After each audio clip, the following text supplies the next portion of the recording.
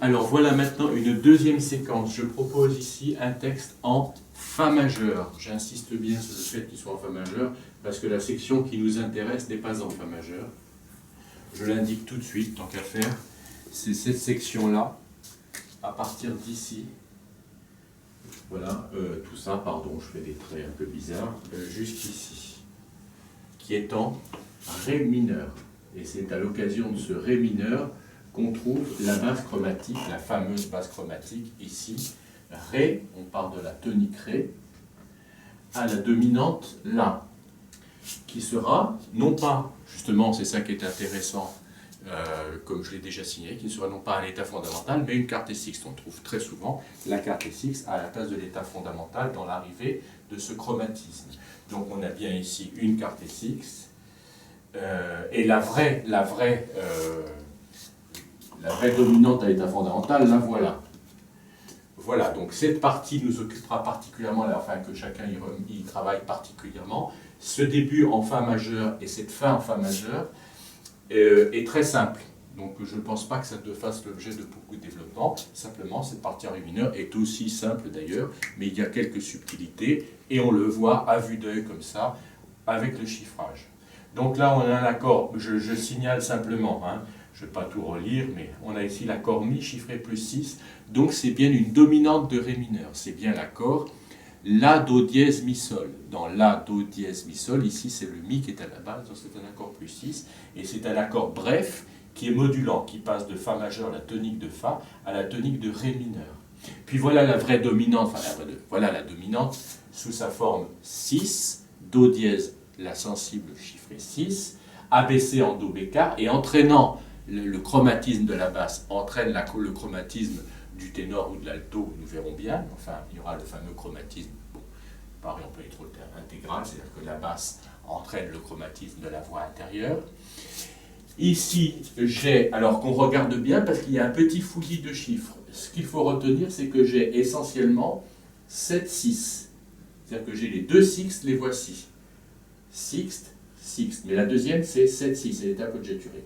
Et en même temps que j'ai l'appoggiature et sa résolution sur une sixte qui est augmentée, en plus de ça, la tierce qui se promène quelque part se transforme en quarte. Et puis, c'est cet a priori, je le dis à l'avance, hein, tant qu'à faire, que chacun y réfléchit bien, ça c'est une voix, 3, 4, 5. Donc sur si bécard, la tierce est Ré. Donc on voit tout de suite ce chiffrage qui est à la fois un chiffrage d'harmonie, un chiffrage d'accord par conséquent et un chiffrage d'intervalle.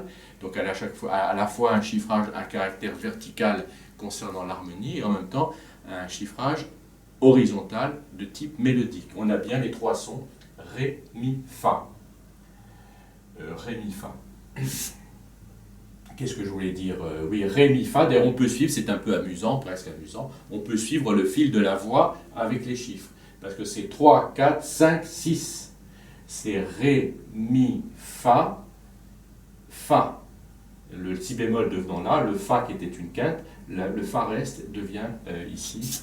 Et il devient septième diminué. C'est un peu, bon, je dis amusant, je ne sais pas si c'est le mot, mais c'est intéressant de voir à quel point ça, bon, j'ai déjà un tableau très chargé, j'aggrave la situation avec mes traits. Mais c'est intéressant de voir que cette petite ribambelle de nombres, 3, 4, 5, 6, 7, 6, 3, 4, 5, 6, 7 diminué 6, c'est la même voix et je peux la lire.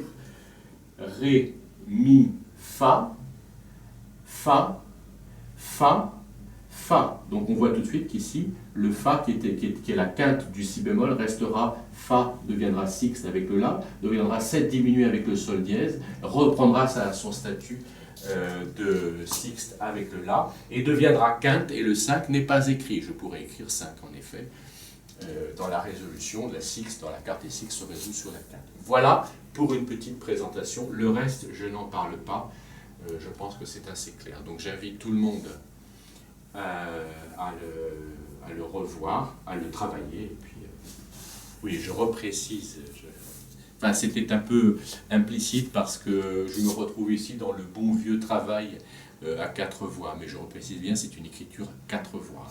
Et attention, je ressors de 3 voix pour me repeigner dans le 4 voix, disons, traditionnel de l'harmonie. Donc, Donc bon travail à tous là-dessus. Je ne vais pas faire de coupure, je commence directement l'écriture. Alors justement, dans le cadre de ces 4 voix, je reprends ma bonne vieille habitude d'écrire le soprano sol avant de compléter les 4 voix, de faire ce qu'on appelle la réalisation. Néanmoins, je sais, je le répète, mais on est très avertis désormais, parce que je pense que les gens qui regardent ce chapitre ont déjà travaillé sur le 3e, avec tous les exercices. On est bien d'accord qu'on écrit le soprano, mais en écrivant le soprano, on a présent à l'esprit la totalité de l'accord, sinon ce serait impossible d'ailleurs. Donc je propose ici, pour commencer cette partie en fa majeur, je vais donc traiter dans un premier temps jusqu'ici, ce fa majeur, qui est un fa majeur très simple, très clair, très classique, donc aucun problème. Je propose la belle écriture, je peux l'écrire tout de suite, d'ailleurs, c'est pas une hérésie, hein. J'écris tout de suite les 4 voix, je choisis de mettre la tierce au soprano, donc j'écris bien fa, do, fa, la, donc c'est-à-dire fondamentale quinte, fondamentale tierce. D'une part la fondamentale avec sa quinte, d'autre part la fondamentale avec sa tierce. Et l'enchaînement avec le 6-5 barré, c'est bien ça, retour, et puis ici, je pourrais avoir sol, fa, mi, fa. Allez, je fais ça, c'est pas... Bon, ça c'est peut-être pas le plus heureux d'ailleurs, enfin bon, peu importe, hein, je ne vais pas rester trop longtemps là-dessus, voilà. Mais je pouvais avoir une écriture différente, hein, je pouvais avoir, je vais le faire d'ailleurs, la, si, la, sol, fa, mi, fa. Bon, peut-être c'était mieux, peu importe, c'était mieux je pense, c'est pas grave. Je reste là-dessus, parce que là j'ai la, si, la, c'est pas très grave. Voilà. J'écris tout de suite, dans cette petite section en fa majeur qui est très claire, j'écris tout de suite l'écriture à 4 voix. Donc j'ai bien mi, do, sol, si bémol. Voilà l'accord de 7e de dominante dans son état de premier renversement. Et retour, c'est un aller-retour tonique, dominante, tonique. Donc je reprends la position de départ. J'observe une fois de plus, hein, il faut le faire longtemps, même si on le sait très bien, il faut le faire longtemps, reconstater les mouvements obligés. Donc la sensible monte à la tonique, la 7e qui est ici la quinte diminuée descend sur la tierce. Et puis ici, j'ai à cet endroit-là, globalement, un accord de sol mineur, puisque c'est une sixte, un accord du 2e degré précédant la cadence tonique, dominante tonique. C'est-à-dire qu'il y a une doublure de basse. La doublure de basse, elle est faite tout de suite par le si bémol. Ici, elle est au soprano, la doublure de basse. Donc j'ai globalement un accord tout simplement de sol mineur. Hein.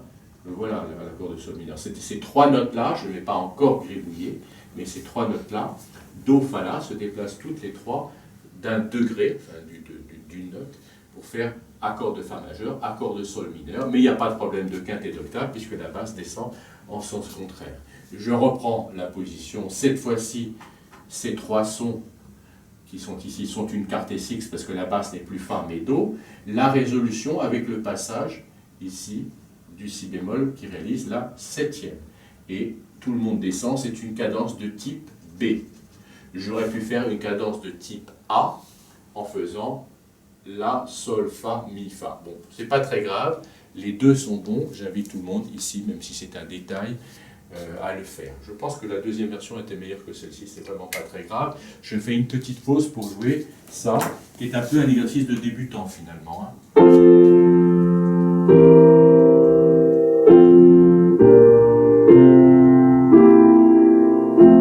Voilà, je fais l'autre version avec la, si, la, sol, fa. Voilà, ça n'est pas d'une conséquence très grande. Alors maintenant j'en arrive au point crucial. Donc d'abord, réalisation de l'accord plus 6, qui est une modulation à Ré mineur. C'est une modulation au relatif mineur. On est bien d'accord. Donc j'écris ici les mêmes valeurs pour les 4 voix, noir pointé. Et puis je veux avoir l'accord. Bon, je refais un peu un détail tel que je le faisais à un stade plus débutant, mais enfin bon, ça n'est pas bien grave. Je veux avoir la dominante de Ré mineur, qui est bien la do dièse mi sol. Pareil, la do dièse mi sol. Et l'accord est placé sur le mi. Donc il me faut bien le la, le do dièse, le sol. Eh bien, le la est déjà là.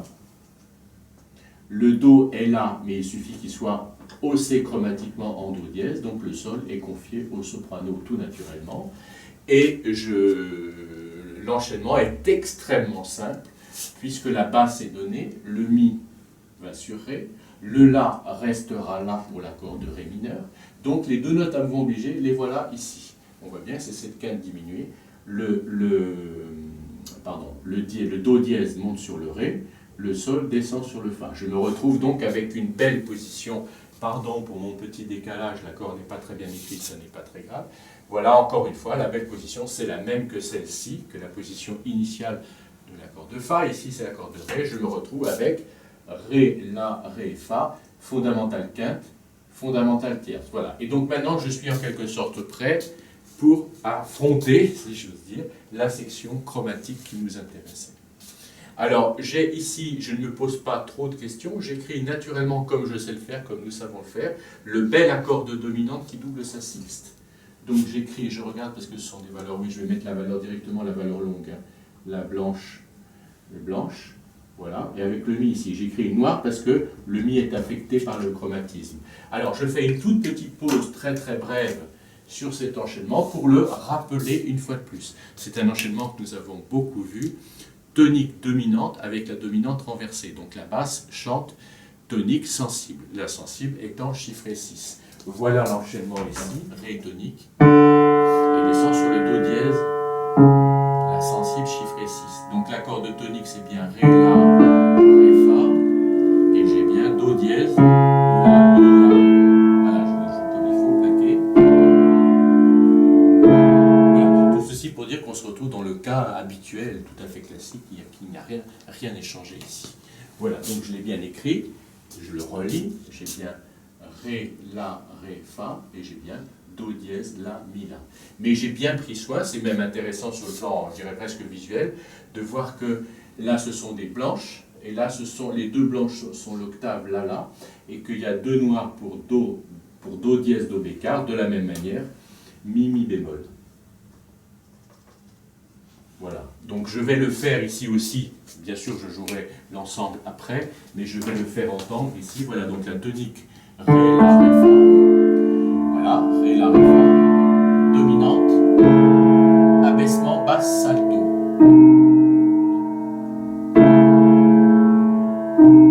Voilà.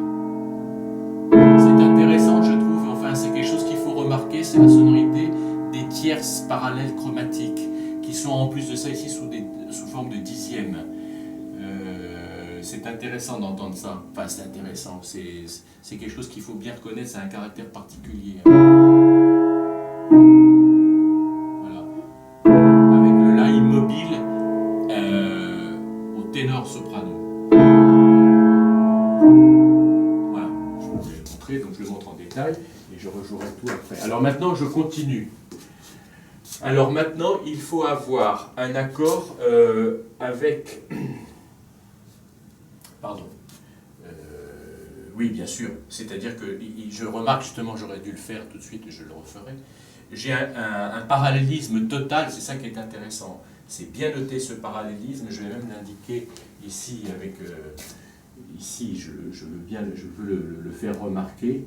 Ces deux voix sont tout à fait parallèles et c'est intéressant. Do dièse Mi, Do bécard Mi bémol, et ça continue.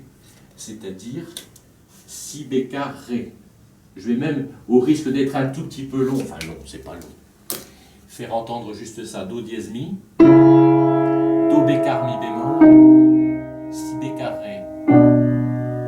Et je vais m'occuper, je vais rester focalisé dans mon attention sur cette voix. Je l'avais déjà signalé tout à l'heure, en montrant que les chiffres ici correspondaient à ces voix.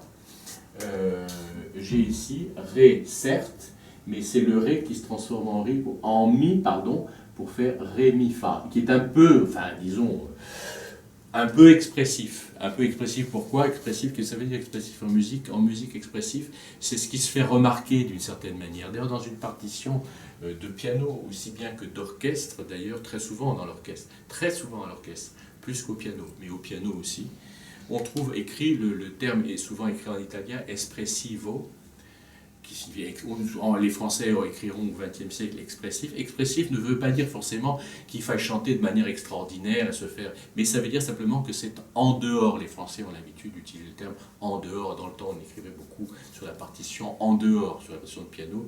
Ça voulait dire faire timbrer cette partie, la faire ressortir dehors, c'est-à-dire sortir, faire ressortir, faire timbrer la voix. Donc ce qui est expressif, c'est souvent ce qui se fait remarquer en fait, indépendamment de tout jugement sur la véritable expressivité de la ligne mélodique. C'est simplement la ligne qui se fait remarquer. Ici, il y a quelque chose d'un peu expressif de ce point de vue à la voix d'alto. Et ce parallélisme dans le chromatisme do dièse mi, do bécard mi bémol, si bécard ré, est brisé, enfin le mot est un peu fort, est modifié ici, parce que la voix tout d'un coup se libère de cette espèce de parallélisme, comme on disait, obligé. Je fais entendre ici les deux voix de basse alto. Voilà, do dièse mi, pardon, do dièse mi, do bécard mi bémol, si bécard ré, voilà. Et à ce moment-là, la voix monte pour créer quinte. Donc là, c'est bien tierce, elle devient quarte, et elle devient quinte sur le si bémol. Et alors, évidemment, c'est peut-être pas très coutumier, mais j'ai quand même envie de le faire parce que c'est un peu... je n'ai pas envie de m'en priver d'une certaine manière, d'observer la linéarité de cette voix que j'avais déjà signalée, où le Fa reste Fa. Au-dessus du La, le Fa est une sixte, de la fameuse quarte sixte. Il reste Fa, je l'ai écrit blanche, avec la septième diminuée, il est septième diminué sur le sol dièse, et il est réattaqué ici, j'ai bien envie de le réattaquer, pour faire Fa, Mi, c'est-à-dire la quarte sixte et sa résolution. J'insiste un petit peu sur ces deux voix qui se font ici, pour reprendre le terme que je viens d'employer, qui se font un peu, en effet, remarquer. Donc Do dièse Mi, Do Mi bémol, Si Ré, dans la quarte sixte, voilà la sixte, qui devient septième diminué, qui reprend son statut de sixte et qui se résout sur la quinte. Voilà. Il faut, en harmonie, quand on travaille bien l'harmonie, il faut être très attentif à la linéarité. Je l'ai dit, je l'ai redit, c'est peut-être même l'essentiel de mon propos. Enfin, j'en ai quelques autres, certes, mais c'est un des propos les plus importants et un des messages, si je peux parler de message que je voudrais faire passer, c'est l'attention sur les lignes mélodiques. Ne pas composer avec des accords en paquets d'accords. L'horizontal ici prime, enfin il prime, le vertical aussi certes, mais bon. Alors donc occupons-nous maintenant donc du fameux vertical. Alors maintenant, je suis quand même dans l'horizontal. Je vais m'occuper maintenant, c'est un choix, c'est intéressant aussi, je vais m'occuper de la voix qui va faire 7 dièse 6. C'est-à-dire, je devrais avoir, prenons la voix de ténor, ici. Elle fait sixte. Elle doit faire une deuxième sixte ici, qui sera augmentée, qui sera diésée. Donc il y a bien un retard. Je vais confier ce rôle 7-6. J'ai déjà eu 6, c'est le cas, mais il y en a 2 6, il y a ça et ça. Je vais prendre celui-ci.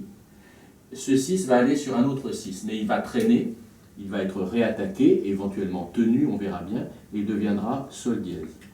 Et le sol dièse monte évidemment sur le La. On sait bien que la quarte sixte double sa basse. C'est bien le cas ici. Voilà pour la voix de ténor et voilà pour la réalisation du 7 dièse 6. Et puis maintenant, alors là c'est intéressant justement, j'y viens, il y a un petit problème d'harmonie.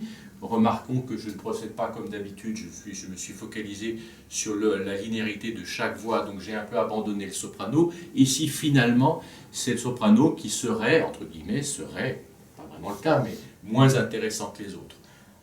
La voix d'alto est très intéressante, la voix de ténor est très intéressante. Bon, eh bien, du coup, c'est le soprano qui est moins intéressant. Entendons-nous bien, il y a bien 2 sixtes ici. Hein. Je pouvais très bien confier le rôle La, La, Sol dièse La au soprano. J'ai décidé de le confier au ténor. Pour peut-être une autre raison aussi, c'est pour des raisons d'équilibre des voix. Je risquerais d'avoir un déséquilibre et des intervalles trop grands. Bon, peu importe, je ne rentre pas dans ces détails. Je reviens au soprano. Qu'est-ce que je vais faire chanter au soprano ici? eh bien je ne peux pas lui garder le La. Je ne peux pas garder le La. Pourquoi? Parce que le La n'a plus rien à faire. C'était bien l'appoggiature ou le retard du sol dièse. On ne double pas les retards et les appoggiatures. Non, une note étrangère n'est pas doublée. Je le dis d'ailleurs entre parenthèses, je ne sais pas si j'ai déjà dit, mais une note étrangère n'est pas doublée. Et une note expressive ou une note à mouvement obligé d'une manière générale, comme la sensible, on ne double pas une sensible, eh bien on peut dire que le sol dièse est une note à mouvement obligé, c'est pas qu'on peut dire, c'est une note à mouvement obligé, c'est un peu une sensible de la dominante, donc on ne double pas le sol dièse, et donc on ne double pas son appoggiature, donc le La je dois l'abandonner. Qu'est-ce que je confie à la voix de soprano? Eh bien forcément le Ré, bien sûr. Le Ré ne pose pas de problème. Je fais remarquer une chose. Écrivons un beau Ré. Je vais faire remarquer une chose, c'est que dans cette sixte ici, ça c'est très important, j'insiste, je prends un peu le temps. Dans cette sixte ici, il y a une doublure de la sixte, là. Et dans cette sixte ici, qui est certes augmentée et retardée, eh bien il y aura une doublure du Ré. On sait que deux sixtes consécutives changent de doublure. C'est le cas ici. Dans cette sixte, j'ai deux sixtes là, et dans cette sixte ici, j'ai deux tierces Ré. Bon, ça, je ne vais peut-être pas l'écrire et surcharger le tableau, que chacun le remarque et en tire les conséquences, si j'ose dire.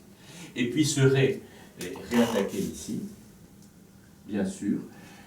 Donc là, c'est bien la carte S6 qui devra se résoudre. Je fais la résolution tout de suite qu'on la voit bien.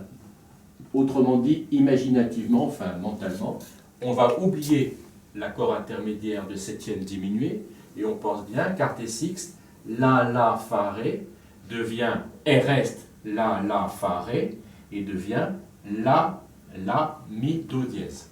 Voilà. Et donc il y a maintenant, donc on est bien d'accord que ça, c'est la vraie résolution.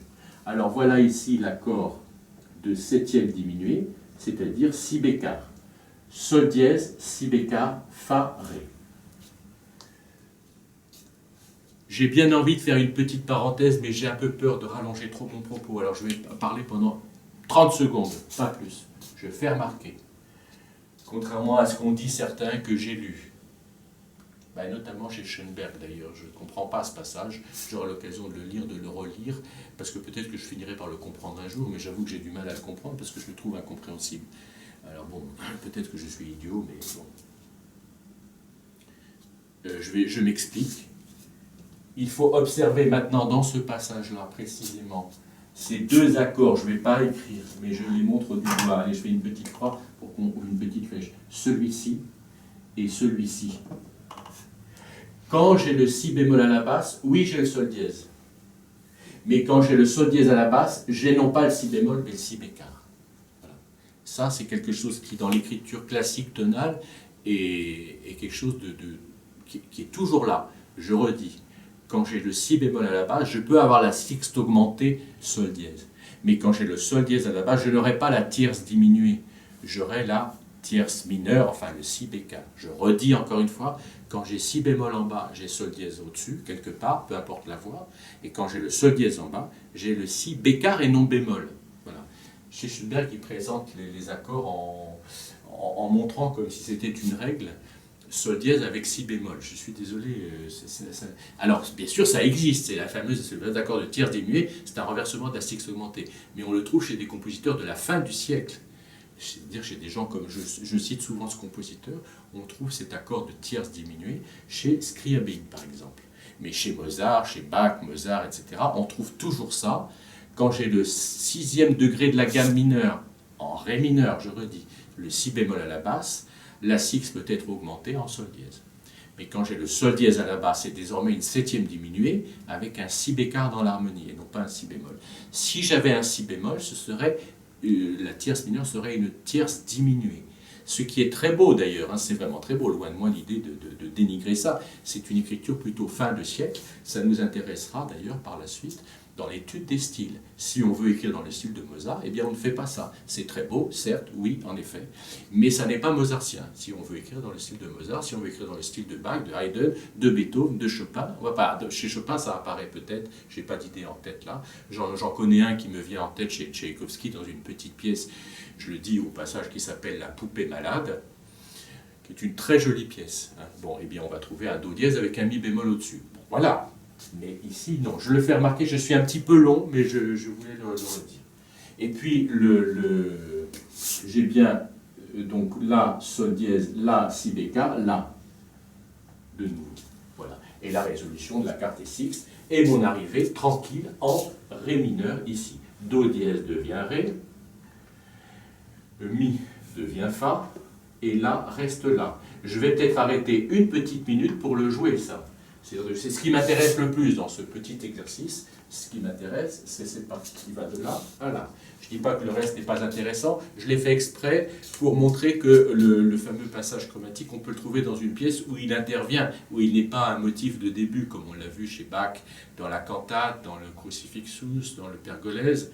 Là, il intervient pendant la pièce. Voilà, c'est un petit résumé, mais c'est une manière de montrer qu'il n'est pas toujours en position initiale. Donc je joue ça. Alors voilà l'accord. Je ne vais pas trop parler pendant que je joue peut-être. Voilà. Do dièse chiffré 6.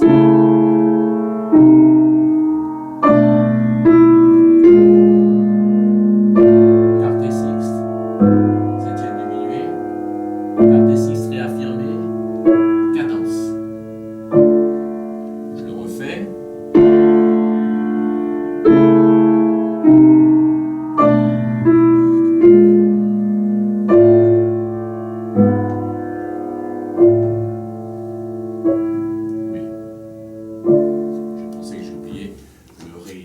Je le refais, j'écris le Ré ici sur le troisième temps, bien sûr, et là. Voilà, alors je vais continuer ici maintenant, je vais finir, je vais aller un petit peu vite, parce qu'encore une fois, c'était simplement un peu un prétexte, ce Fa majeur, pour encadrer ce passage en Ré mineur. Alors donc ici, j'ai un beau plus 6, je fais remarquer que ce plus 6 a exactement le même statut que celui-ci. En effet, je passe de Fa majeur à Ré mineur, avec le Mi qui est entre les deux, qui est chiffré plus 6. Là, c'est pareil.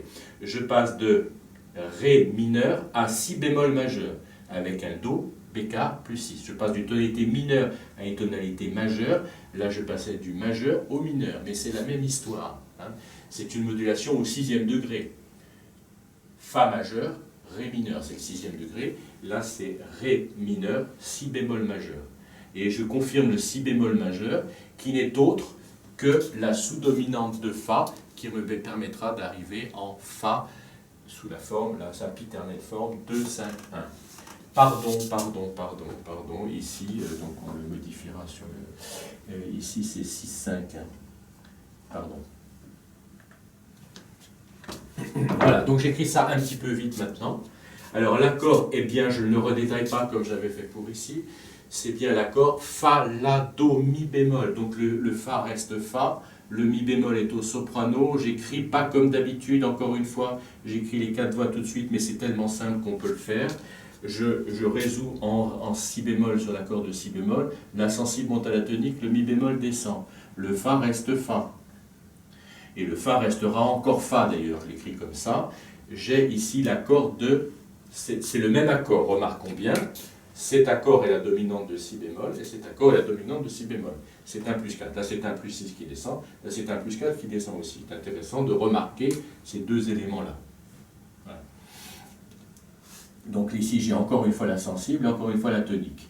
Le Fa reste encore Fa. Et j'ai Do Si. Voilà. Je ne fais pas de commentaires parce que je crois que c'est vraiment des choses... Ça, il faut avoir beaucoup travaillé ça, beaucoup travaillé, retravailler, les maîtriser sans avoir besoin trop de... Voilà, et ici je me trop de temps à passer là-dessus. Et ici je me retrouve sur une section cadentielle que j'ai déjà montrée, où j'ai comme une carte sixte de passage qui n'aboutit pas sur l'accord. Je pars d'un accord de Si bémol renversé pour arriver à un accord de Si bémol fondamental, mais ça n'est pas tout à fait un accord de Si bémol, c'est un accord de septième du deuxième degré renversé, donc ça n'est pas tout à fait complètement une carte sixte de passage. Au lieu de faire Si, La, Si, c'est Si, La, Sol. Le Sol reste donc Sol, et on a la cadence, la fameuse, j'en ai tellement parlé, la fameuse cadence B. J'allège un peu le tableau. Voilà, Donc une fois qu'on a cette voix de soprano, donc on se félicite d'une chose. Évidemment, c'est très bien quand on le fait. Ce n'est pas une obligation et ce n'est pas forcément le seul critère. Enfin, ici, on le remarque en tout cas, une très belle linéarité du soprano. Mi, ré, do, si, la, sol, fa. Mi, ré, do, si, la, sol, fa, c'est-à-dire quasiment une gamme entière. Bon, je ne vais pas rechercher forcément, hein, mais ici, vous le remarquez. Ici, j'ai le fameux échange. Ré, do, si contre si, do, ré. Le fa est immobile, donc ce fa aura été décidément très immobile depuis ici.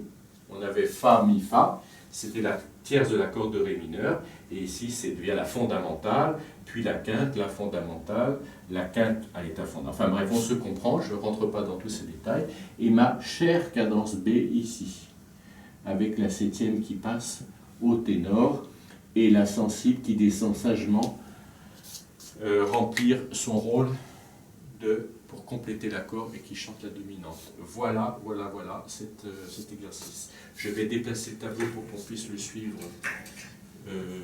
Voilà, je pense que c'est toujours dans le cadre.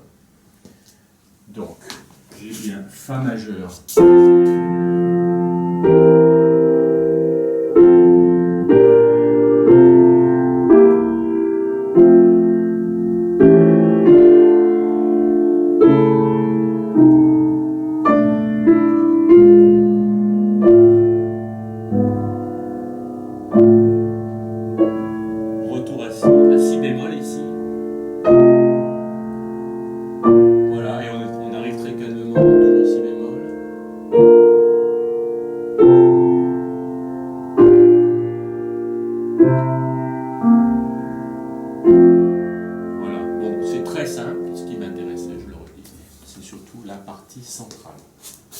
Voilà pour ce deuxième exercice. Voilà, je montre ici un troisième exemple, un troisième petit exercice, qui est à 6-8. Hein, j'écris jamais les... Je l'écris en gros comme ça, 6-8, mesure 6-8, on est en sol majeur. Et la chose qui m'intéresse, c'est un peu le modèle qu'on avait dans...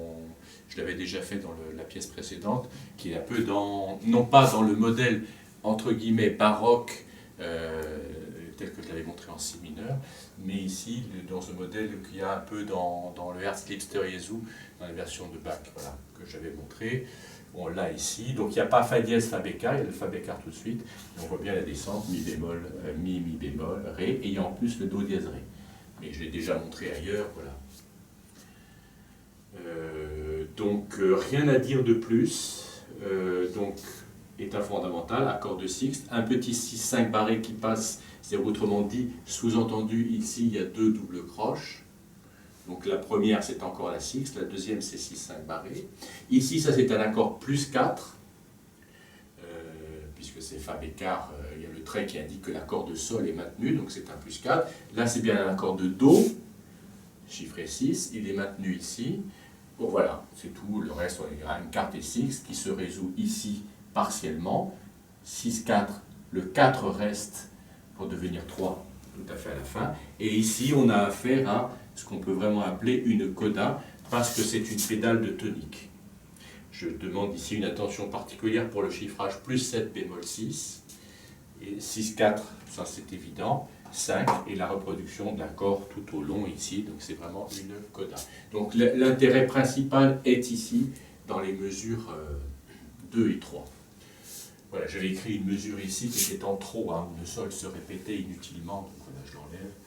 C'est un peu une perte de place, mais ça me servira juste pour faire quelques petites remarques. Voilà, donc tout le monde travaille ça. Et j'apporte tout de suite une première, pas une première, enfin une correction entre guillemets, enfin en tout cas une version possible. Alors ici, on est bien d'accord qu'on est très tenté, je suis moi-même très tenté, d'écrire encore une fois l'accord fondamental quinte, fondamental tierce. Eh bien en fait, je ne vais pas le faire. Je vais bien faire chanter la tierce au soprano, mais attention, je vais utiliser une autre écriture qu'on a déjà vue, qu'on a déjà utilisée, qu'il faut bien maîtriser, enfin maîtriser, il faut ne pas l'oublier, que son emploi, c'est tout simplement celle-ci. Ça correspondrait à ça, hein, on est bien d'accord, à Sol, Sol, Ré, Si, c'est-à-dire la position, je peux dire, la plus large de l'accord de tonique, peu importe que ce soit une tonique ou pas, de l'accord parfait majeur ou mineur. Ici, c'est une tonique et c'est un accord majeur. Dans sa position très large, fondamentale, fondamentale, quinte, tierce. J'avais dit dans mon petit chapitre, enfin mon unité, sur les positions de l'accord à l'état fondamental, que quand on a octave, on a aussi indifféremment unisson. Donc je propose ici cette écriture avec l'unisson que j'écris puisque c'est une note avec amp, non pas une ronde comme ça, mais une noire. Et on écrit la amp vers le bas, la amp vers le haut, montrant bien en ça qu'il y a deux sons. Donc là j'ai la répétition pure et simple. Je l'écris, ça prend un peu de temps, donc forcément quand les notes se répètent. Ici voilà l'accord de sixte, du coup sa bonne réalisation c'est ça. Alors, je retrouve bien sol, fa, si, ré. Et donc le reste, voilà ici l'unisson qui se divise. Hein. Voilà. Et j'ai bien l'octave, la fameuse octave qui est la doublure de sixte entre alto, soprano, comme on l'a déjà vu pas mal de fois. Je ne redis peut-être pas tout ça, en fait je le redis quand même. Voilà, mais bon, ça ne fait pas de mal de récapituler toujours. Et ici, comme il est demandé dans le chiffrage, j'ai une note qui passe tout simplement ici, ré, do, si. J'enlève mes petites doubles croches en haut. Ré, do, si, et je me retrouve bien après cette petite, pareil d'introduction, on ne peut pas parler d'introduction, enfin, ce petit début, tonique, dominante, tonique. Je vais jouer rien que ça d'ailleurs, c'est intéressant à entendre. Voilà, donc sol, on entend bien ici ce débit.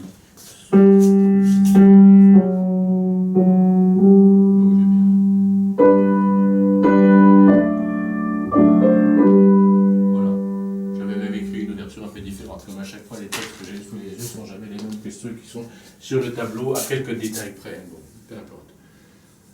Allez, je dis ce que j'avais écrit, c'est simplement ça. Je vais aller directement sur le 6-5 barré. Bien fait. Si, au soprano, si, do, la quinte diminuée, et puis ré, do, si. Voilà, bon, ça ne change pas grand-chose. Enfin, c'est des choix musicaux, mais là, ça n'est pas un travail. Bon, je propose un modèle. Chacun sera libre de réutiliser ces textes, de réécrire, de les développer. Hein, c'est une bonne occasion. Donc maintenant, on arrive à l'accord de sous-dominante, donc un emprunt à la sous-dominante, par on a un peu un enchaînement, on n'a pas qu'un peu, on a un enchaînement, dominante tonique en ut majeur. C'est un simple emprunt à l'harmonie de sous-dominante. Et donc voilà, donc ici j'ai l'unisson qui se divise cette fois-ci sol, fa, et devient mi, sol. Mi, sol reste mi, sol, évidemment. Donc je regarde bien mon écriture, ça reste, donc j'ai bien ici l'accord plus 4, fa, sol, ré, si. J'ai bien l'accord complet, sol, ré, si, l'accord de sol majeur sur fa, sur la septième qui est à la basse, donc plus 4. Et puis j'ai ré, do, et je me retrouve encore une fois avec un accord de sixte, avec doublure de la sixte, comme ici, entre alto et soprano qui occasionne donc cette fameuse octave. Je la fais encore une fois remarquer. Et puis immobilité, évidemment, de l'accord. L'accord se répète. Son seul changement, c'est qu'il devient mineur. On se souvient bien, je le redis, mais on avait beaucoup dit que c'était bien l'accord de sous-dominante qui était l'objet du chromatisme dans cet enchaînement-là. Et non plus la dominante et la sous-dominante, mais c'était la dominante qui a elle seule gardé le chromatisme. Et puis j'arrive ici sur une belle carte sixte. Donc la carte sixte, c'est tout simplement do, si. Donc ça, c'est bien la sixte. La carte est ici. C'est bien le sol. Et j'ai bien la doublure de la basse dans la carte sixte. J'ai bien mi, ré, do, ré. L'octave obtenue par le mouvement contraire. Et puis ici, j'ai un petit fouillis. Comme j'avais de la place, j'aurais pu l'écrire plus large, c'est pas grave. Encore une fois, j'ai deux, comme ici, deux doubles croches. 7 barrés, 6, 5 barrés. Donc, c'est bien le si bémol là, qu'on s'en souvienne. Hein. Je l'ai fait un petit peu exprès de le réutiliser. C'est celui qu'il y avait dans le fameux Herzliebster Jesu. Et puis le la, si, la, la. Donc 4, 3. Donc ça, c'est bien la quinte. Le 4, c'est bien le sol qui est ici. Sol, sol, fa, sol, évidemment. Hein. Et là, il y a un saut d'octave. C'est ré, ré, mais c'est ré avec saut d'octave, comme on l'a si souvent dans l'écriture instrumentale classique. Voilà. Là, alors maintenant, je reviens à cet accord de septième diminué. L'accord de septième diminué, c'est la dominante de la dominante, c'est-à-dire qu'on est en sol, donc c'est la dominante de Ré. La dominante de Ré, c'est bien l'accord de septième diminué, par exemple. Pardon, je voulais dire. C'est pas l'accord de dominante à proprement parler, mais on sait bien que les septièmes diminués ont une fonction dominante. Ce sont des neuvièmes mineurs de dominante privés de leur fondamentale. C'est pour ça que j'écris dominante de la dominante. Donc cette barrée, c'est bien Do, Mi bécard, Sol, Si bémol. Do, Mi bécard ici. Sol, Si bémol. Et puis j'ai de nouveau Ré. Et puis j'ai Ré, évidemment, l'accord de dominante proprement dit. Ré, Fa dièse, La. Ré, Fa, La. Ré, Fa, Ré, La. On voit bien ici que j'ai une dixième. La dixième est l'équivalent de la tierce pour basse ténor. On se souvient, ça c'est une notion très importante. On sait très bien que tous les accords, toutes les positions qui ont une tierce entre basse ténor peuvent être écrites sous forme de dixième, sans aucun problème. C'est la même chose. Et j'arrive ici à une cadence parfaite, dominante tonique. Donc le Fa dièse, alors attention, le Fa dièse du ténor devrait monter sur le sol, mais c'est une cadence de type B. Donc il va ne pas le faire. Je fais plutôt la lecture du bas, du haut vers le bas. Le soprano fait La Sol. Du coup, pardon, j'en perds mon... Voilà.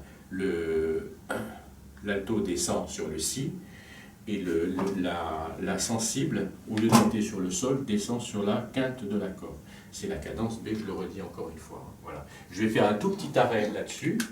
Je ne vais pas trop pousser le tableau parce que là, ça ne me cache pas puisqu'il y a de l'espace. Je vais jouer ça. Et je vais faire le tout petit rajout que j'avais prévu, qui est absolument infime. Bon, c'est un peu une coquetterie encore une fois.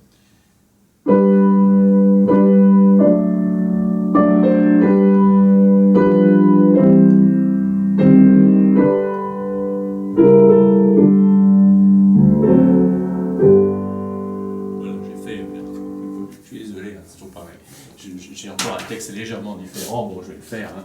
Là c'était pas simplement 4-3, la résolution c'était avec le 7. C'est pas grave, hein. Franchement c'est pas. C'est-à-dire que le Ré qui va sur le Si, passait dans mon texte ici que j'ai écrit, passait par le Do. Je le rejoue encore une fois, c'est rien du tout, c'est très classique, la septième passe majoritairement on a la septième dans ce cas-là, dans la majorité des cas. On peut très bien avoir Ré ici, mais on peut très bien avoir, et c'est encore plus courant, Ré, Do, Si. Du coup, on a ici un alto qui chante Mi, Ré, Do, Si. Bon, c'est qu'on voit, c'est assez joli, entre guillemets. Je refais ça encore une fois, pour qu'on l'entende bien. Oui, pardon, j'ai mon texte là, c'est un Do, j'ai écrit un Ré. Je recommence.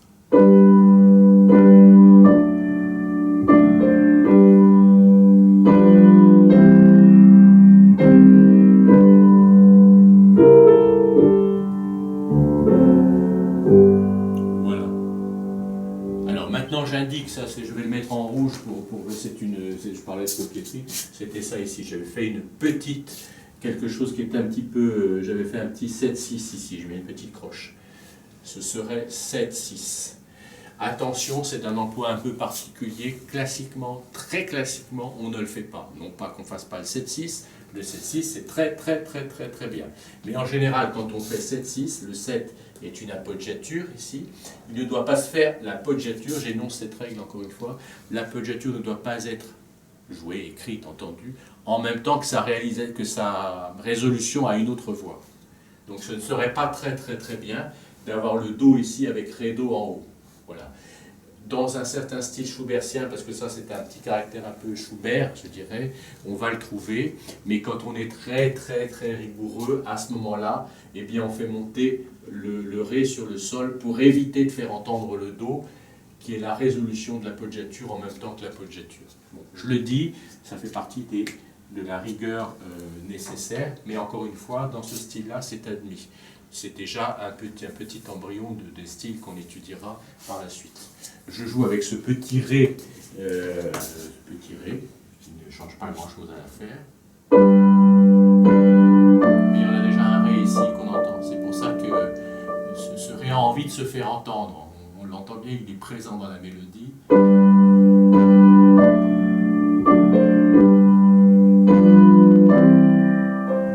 Ré, et là. Voilà, il y a une petite cohérence dans ce Ré, il n'est pas totalement superflu, il fait partie de la chose. Ce qui fait qu'ici on aurait 3 croches. Alors encore une fois, je redis, quand on veut être très rigoureux, on fait monter le Ré sur le sol, ce que je n'ai pas fait là, de manière à éviter le Do. Mais ça n'est pas un problème à mon avis. C'est presque tout, voilà, j'ai tout dit ici, et ici j'ai écrit une petite coda très très très simple, c'est-à-dire, je reprends mon feutre noir, c'est-à-dire l'accord se répète, évidemment, de la même manière, et j'ai ici sensible. J'écris le soprano, sensible, tonique. Et ici, 6e degré. Je pourrais écrire différemment. Voilà. J'aurais pu garder le sol. Bon, j'ai envie de faire sol, sol, fa dièse, sol, mi. Bon, et je termine sur ré. Et je continue avec mon petit rythme longue, brève, et longue, très longue. Voilà. Donc ici, il y a une chose quand même qui est intéressante, je vais l'écrire ici. J'ai eu récemment, qu'on me pardonne, j'ai pris l'habitude de parler en tournant le dos en permanence. Bon, il se trouve que j'écris au tableau, mais j'ai pris l'habitude de parler en tournant le dos à la caméra, ça ne serait pas très bien. Je signale simplement que, je vais faire une petite parenthèse ici, que l'accord de 7e diminué de sol mineur est fa dièse, la, do, mi bémol, que les notes, pardon, oui, j'avais un doute sur le texte là, que les notes essentielles et les notes à mouvement obligé sont le fa dièse, je l'écris ici, le fa dièse qui doit monter sur le sol, c'est la sensible, le mi bémol qui doit descendre sur le ré, et le do qui serait la 7e de l'accord dans l'accord de 7e de dominante. Hein. Voilà le mouvement obligé, fa dièse, sol, do, si. Bémol ou bécard, parce qu'on va utiliser, c'est la preuve, c'est un exemple ici, on va, ça je le dis, c'est la parenthèse de la parenthèse, ne l'oublions pas, je l'ai déjà dit, que l'accord de 7e diminué, donc en sol ici, fa dièse, la, do, mi bémol est la 7e de sensible en mineur, mais qu'on va l'employer en majeur en tant qu'emprunt mineur. Je ne sais pas, j'espère avoir été assez clair. En effet, le mi bémol, qui est l'élément mineur, c'est bien le 6e degré de la gamme. J'ai bien dit, et je le redis, qu'on emprunte au mineur par le 6e degré. Voilà. Donc, les 3 notes essentielles à mouvement obligé sont le mi qui descend sur le ré, le do qui descend sur le si, le fa dièse qui monte sur le sol. Or, c'est bien ces 3 notes-là qui sont en jeu ici. Je regarde aussi mon texte là, voilà. Les voilà. Alors, le fa dièse est ici. Fa dièse, sol, le voilà, il est au soprano. Sol, sol, pardon, c'est une croche. Sol, sol, fa, fa, sol. Et comme c'est sur pédale de tonique, j'entends bien. Voilà, on entend bien. Donc ici, c'est ça, le chiffre plus 7, c'est bien le fa dièse. Voilà. Alors, j'ai bien parlé du fa dièse qui montait sur le sol. Maintenant, le do qui descend sur le si. Quelle est la voix qui le chante? Bien sûr, c'est l'alto, puisque c'est l'alto qui a le si. Donc, l'alto alterne si, si, do, si. Voilà, bien sûr. Et le mi bémol, bien sûr, c'est le ré qui va monter sur le mi bémol. Mi, ré. Alors, j'attire l'attention de tout le monde sur cet élément-là, c'est très important. Et le chiffrage note le fa dièse et le mi bémol. Voilà, on est bien d'accord. Hein. Voilà, c'est ce que je veux dire, c'est très simple, mais enfin, il faut bien le comprendre. Et ici, je vais avoir le mi bémol au soprano, ça c'est moi qui ai décidé de le faire comme ça, et le do ici, qui va descendre do, si. Si. Alors, je fais remarquer ici une écriture qui est un petit peu limite. Mais je l'utilise, on la trouve, hein, c'est pas du tout une hérésie de l'utiliser, mais c'est des tierces dans le grave comme ça, c'est presque un petit peu exagéré d'avoir sol, si, la tierce majeure dans le grave. Mais c'est dans le cadre d'un grand décrescendo, si je peux dire, c'est la fin de la pièce. J'imagine, je fais un genre de pièce, une espèce de petite imitation d'un petit texte de Schubert par exemple. On va terminer piano, voire pianissimo, voire même avec 3P à la fin. Donc ça rentre un peu dans ce cadre-là, mais il faut faire attention que c'est un peu abusif d'avoir un intervalle aussi petit de tierces dans le grave. Voilà, je regarde mon texte, on est bien d'accord, hein, parce qu'à chaque fois je propose des textes différents, voilà, sol, sol, et voilà, et je termine. Je l'écris intégralement pendant qu'on y est, c'est un petit peu long, mais c'est pas grave. Voilà, donc tout ça, c'est bien le même accord qui se répète dans un décrescendo et un petit ralenti de fin où on termine comme ça. Voilà, c'est tout, je voulais montrer un peu un exemple de coda en plus de ça. Je joue ça pour conclure. L'ensemble, donc j'ai bien...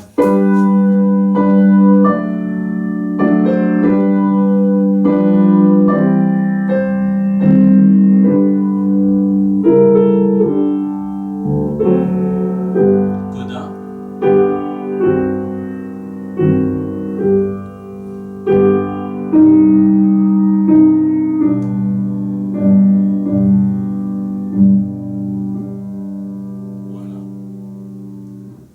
Je vais faire remarquer juste une petite chose encore une fois, mon texte est légèrement différent, je vais faire mon texte, j'ai rajouté des petites notes. Bon.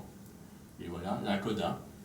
Sol, fa, fa, la, sol, sol, mi.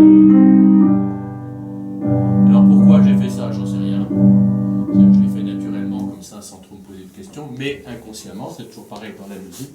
Le fait de faire, je l'écris ici en petit, c'est pas d'un intérêt très important. Oui, je le mets en rouge, c'est rien du tout. Fa, la, sol, et là c'est mi, do, ré. Ça n'est rien du tout, mais ça imite ce petit élément-là, inconsciemment. Je ne me suis pas dit, il faut imiter, donc, etc. On chante, on a un petit, c'est comme un petit motif. Ici aussi, donc c'est un peu naturel de le prolonger. Je rejoue, non pas que j'insiste trop, allez, je le fais encore une fois.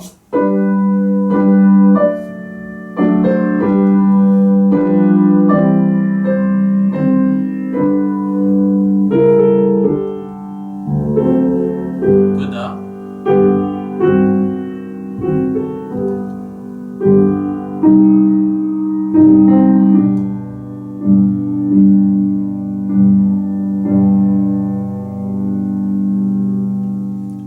Voilà. Eh bien, ça sera tout pour cette unité. Donc, on aura un peu parcouru et expérimenté ce qui a été étudié au cours de ce chapitre. Alors, je pense faire une dernière apparition, donc une dernière unité en proposant, je vais essayer d'être modeste, de limiter le nombre de mesures, de ne pas aller trop loin, faire une petite invention à 2 voix où j'utiliserai le fameux chromatisme. Voilà, donc ça sera une manière de terminer en beauté, enfin j'espère en beauté. À bientôt et bon travail.